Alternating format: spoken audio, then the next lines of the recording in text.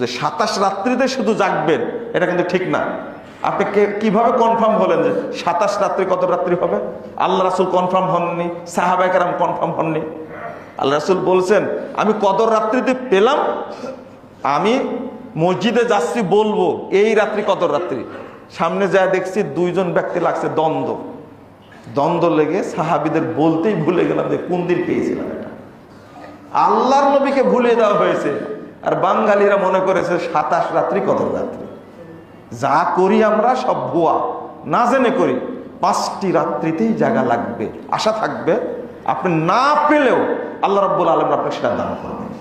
আল্লাহ রাসূল বলছেন মাইয়াকুম লাইলাতুল কদর আইওয়াফিকাহা, পাওয়ার ইচ্ছাই যে কদর রাত্রি জাগবে, আল্লাহ তাকে দান করবেন।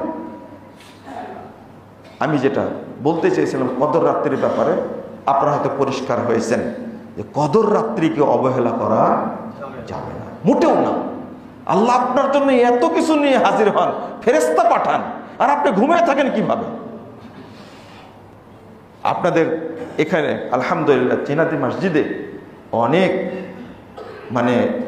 পরিবেশ সুন্দর, বা তারাবি পড়ার যে আয়োজন প্রস্তুতি, যেটা আপনারা এখানে এসে তারাবি পড়ে ইমামের সাথে দেখি কদর রাত্রি 5টা ভালো করে জাগেন তো দেখি, সুন্দর করে, আল্লাহর জন্য পাওয়া দেয় এটা।